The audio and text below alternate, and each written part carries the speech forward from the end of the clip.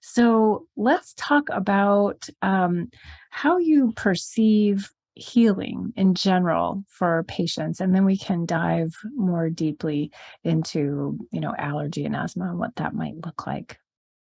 Sure. When I work with people, and to be honest, because I focus so much on psychoenergetics of chronic illness, it really doesn't matter, to be honest, what your label is, because there's certain things that need to fall into place in order for healing to occur. I will explain a little bit more what I mean by that in a second.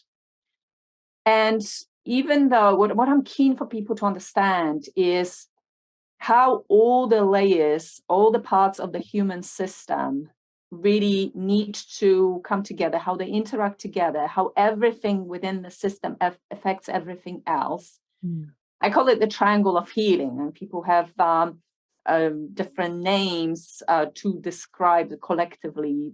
Like I said, the human system, because it's not just the body. We've got the mental and emotional body. We've got the etheric body. We've got a biomagnetic field, a biofield. All of that really needs to be aligned and needs to work together. We have a disease process or disease or all sorts of processes that then collectively will cause us to have a chronic issue or a label of some sort when there is no communication or alignment between those different layers of the system. So when I talk about the triangle of healing, I'm talking about the physical, and that also covers anything to do on the mechanical level, but really anything to do on any aspect of the physical body. Mhm. And also, obviously, things like nutrition, exercise, all of that. So that will come into this section.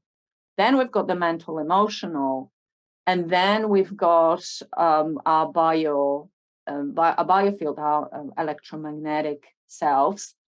And that is something that people definitely don't pay anywhere near enough attention to when it comes to healing Mm. from all sorts, whether it's asthma, allergies, or otherwise. And really, what's important about this is that everything in this system interacts and affects everything else. So I don't really know who's going to speak on this summit exactly and what they're going to speak about, but I can pretty much guarantee that most speakers will be focusing on the physical aspects of healing. People will be talking about nutrition in relation to allergies and asthma. They'll be talking a lot about that. They'll be talking a lot about the gut. They'll be talking a lot about the immune system and how physically we can affect it from the physical perspective, namely Right. nutrition, exercise, things like that. And really, that is obviously super important. Absolutely. This is absolutely critical to address. But if we just stop there, we're not going to heal fully. Again, whether it is allergies, whether it is asthma, or whether it is anything else, another autoimmune condition or cancer or whatever it is, if we just stop at those, we will not heal fully.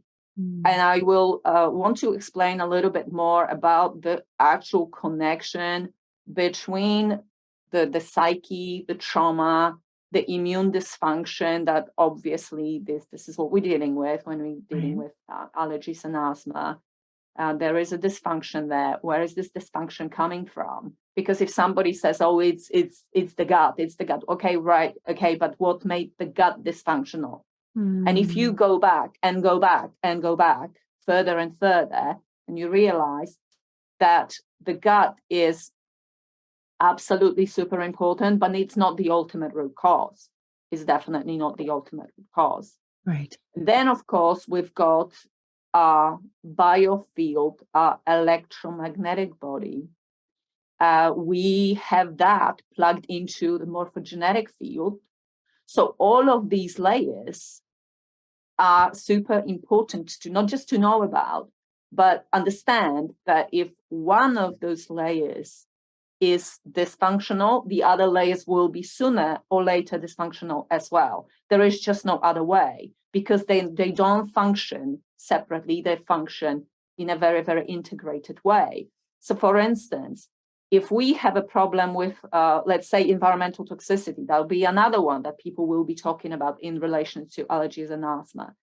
Something can come into our system from that side, that physical side, environmental side. Let's say it's glyphosate or heavy metals or whatever. Right. Now, it's not going to just affect our physical body. Through the physical dysfunction that this is going to cause, it's going to impact our mental and emotional processes. It's also going to affect our energetic selves. So that is what I mean by everything affecting everything else. Equally, you could have emotional trauma. You will now have a problem, not just in the emotional body, but through that, as we can discuss in more detail, you will have an impact on your physical body. All right. So we know about epigenetics, we know about psychoneuroimmunology.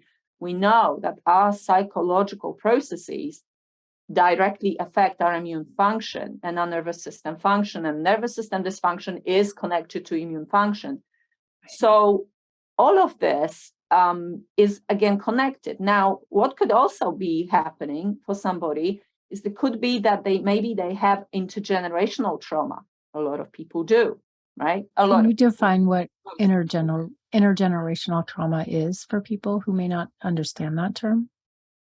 So trauma can occur at any time, and a lot of people carry a lot of unresolved trauma from this lifetime, mostly from childhood, but not only, because it can happen at any point. And if not properly addressed, it will remain unresolved, and it will remain triggering, and it will continue to activate fight, flight, or freeze response, in which case that's going to have a biochemical, neurochemical cascade, and it will further and further break down the physical body and also mental and emotional. But what can also happen, and it is definitely the case for a lot of people, is that we have an epigenetic imprint on our system from things that happened to our, not just ancestors from many, many, many generations back, but our mother, father, grandfather, grandmother, and great-grandfather, great-grandmother. So we've got research from Holocaust survivors and things like that supporting that. Some people try to claim that this is not really a thing. Well, I can tell you anybody who claims that intergenerational trauma is not a thing is absolutely clueless. It's definitely a thing. My many, many, many years of experience of working with trauma and looking at how that actually affects people's physical function, there is absolutely no question that what was happening, not just obviously to us in this lifetime, is very important to resolve whatever trauma we have had to endure. But we can also, and it is possible, so I don't want people to feel like, oh, because this happened to my grandparents or my great-grandparents, there's nothing I can do about it. That's not exactly true. You can absolutely do something about it. So I don't want you to feel disempowered because it's, happened such a long time ago. What do you do about it? There are ways of working with this, but what we need to understand is that trauma unresolved from those other generations is actually showing up in our DNA. It's showing up on different levels. It's affecting our gut, our immune function, our nervous system function. We know, I mentioned the studies of Holocaust survivors with their offspring having higher numbers of glucocorticoid receptors. So you can say that they're coming into this world wired for stress, and that's been very consistently observed, and that there's been other studies that observed all sorts of things like blood sugar regulation, all sorts of things like that. Right. So we know that is definitely there's a connection there.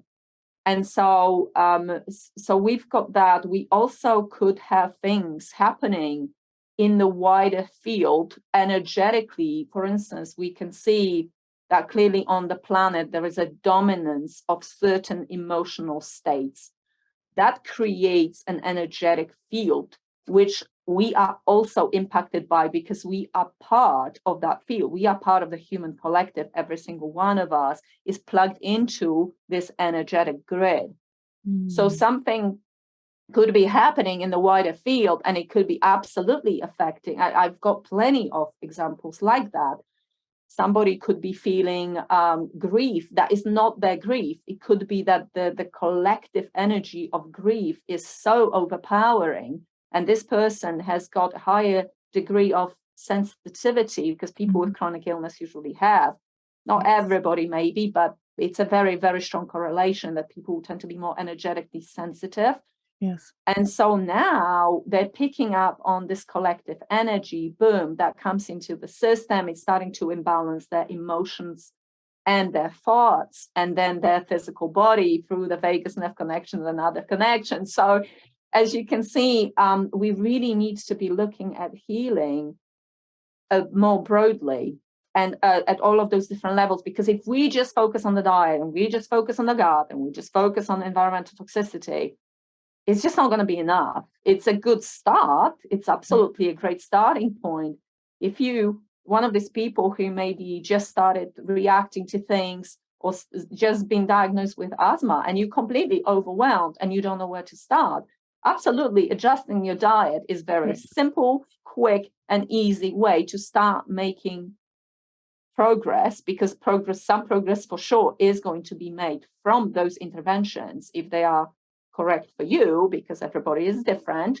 So obviously there's always this individual factor, but you can very quickly get yourself sort of stabilized with those lifestyle and nutrition interventions.